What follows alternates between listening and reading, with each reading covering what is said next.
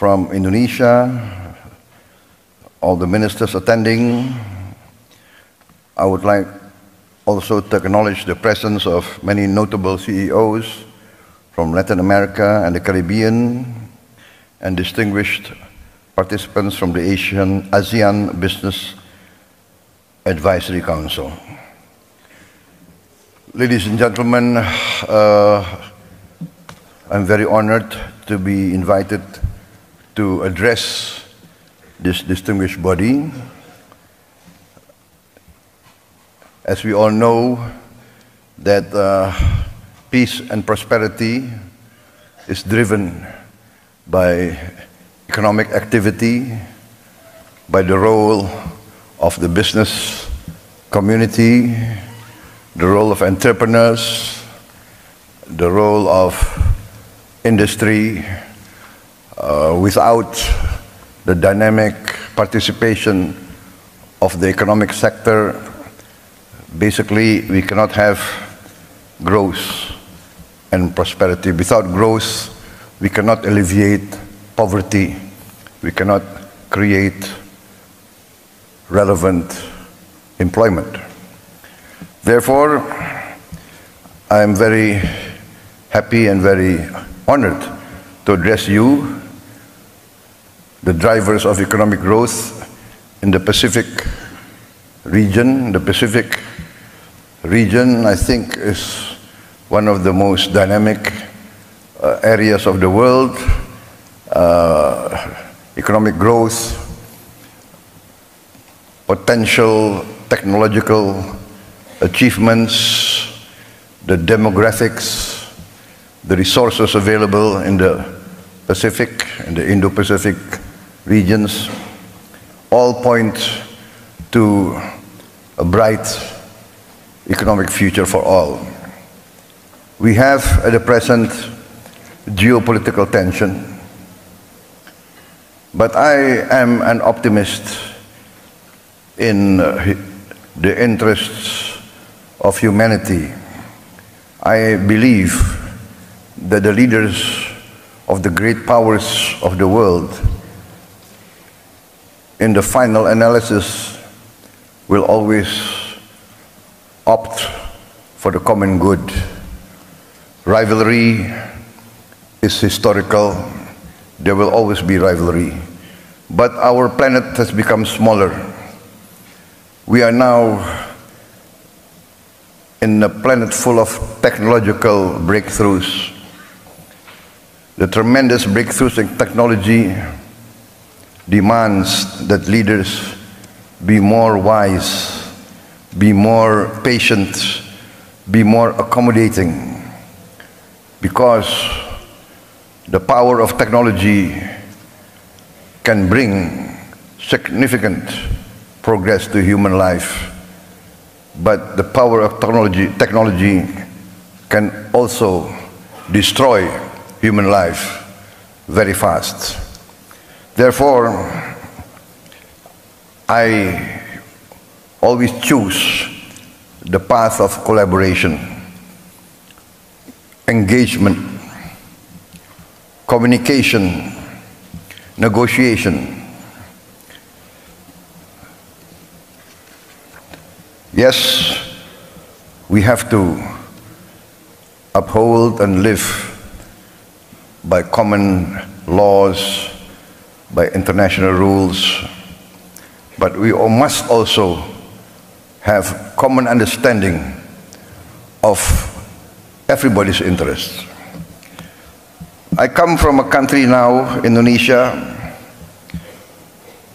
one of the largest countries in the world, fourth largest population. Our territory from west to east is nearly the length of Europe. Europe has 27 countries or more. We are one country. We have our significant challenges, but we are blessed with abundant resources, significant territory, land and water.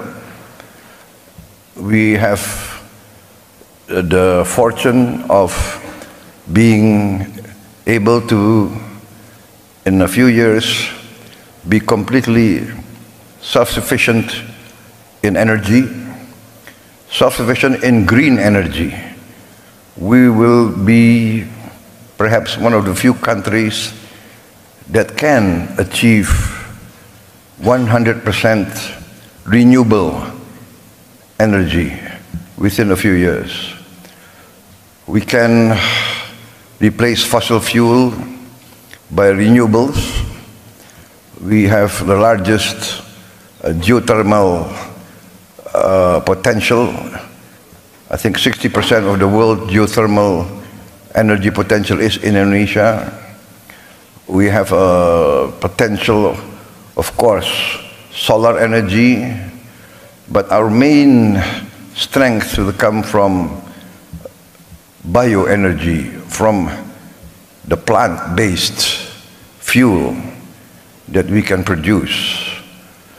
We will be, I think, together with Brazil and maybe with the Congo DRC, we have the potential to produce fuel from plants, and this, I think, will create a lot of opportunities because we will save a lot on foreign exchange.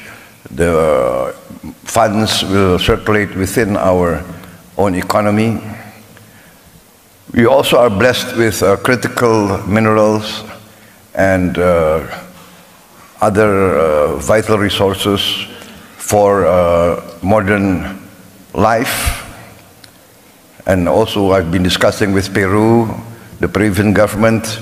I think we have complementary resources for the future.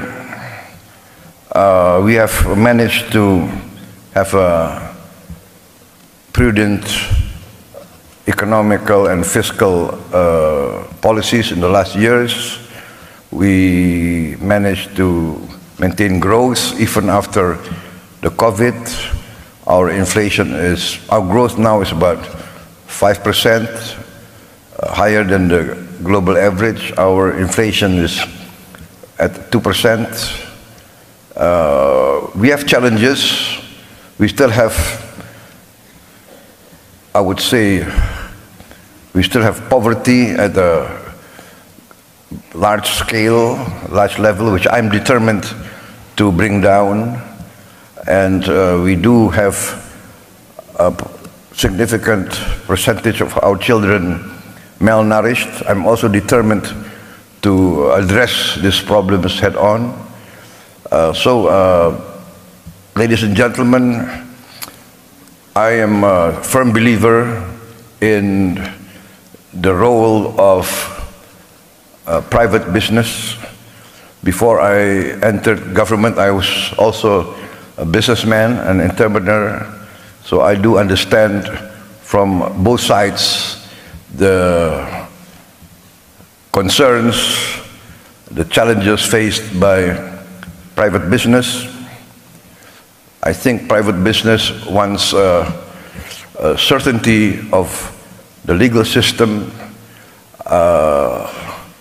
Private business wants favorable economic climate, political climate, stability, security, and good conditions, favorable incentives, and this we are addressing. We have liberalized our laws. We open the health sector for foreign health companies. We are opening our education sector. We invite foreign universities to open campuses. We are inviting foreign hospitals to open their branches in Indonesia. We are going forward with more incentives. We have created several special economic zones, and we will create more of these special economic zones in order to invite the modern and advanced leading-edge technology, especially as the traditional economy. For instance, we are very bullish on our maritime industry, fisheries. I think we are now 3/4 of our national territory is water. We have tremendous potential for, let us say, a well-planned fishery program, aqua farming, and a lot of processing industries. We are determined to industrialize by downstreaming our resources, processing our resources.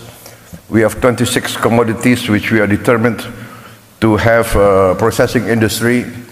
We calculate that we need investment of around $600 billion, and we invite foreign participants to come in and take part in this. And many of the companies have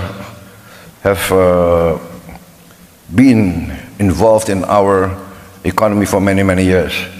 We are also pushing for more exploration of oil and gas and other minerals. So, ladies and gentlemen, Indonesia is open for more business. I'm determined to protect all investments, to give favorable economic conditions, and to be involved in the major economic organizations of the world, and to work together with all of you to create mutual prosperity. I believe that prosperity can only come from peace. Peace comes from understanding. Understanding comes from engagement and negotiation. So I'm very happy to attend this APEC Summit, to renew contacts, to introduce myself, to introduce my country, and to invite cooperation between all of you, the private sector of the Pacific Basin, the Pacific world, and together to achieve prosperity.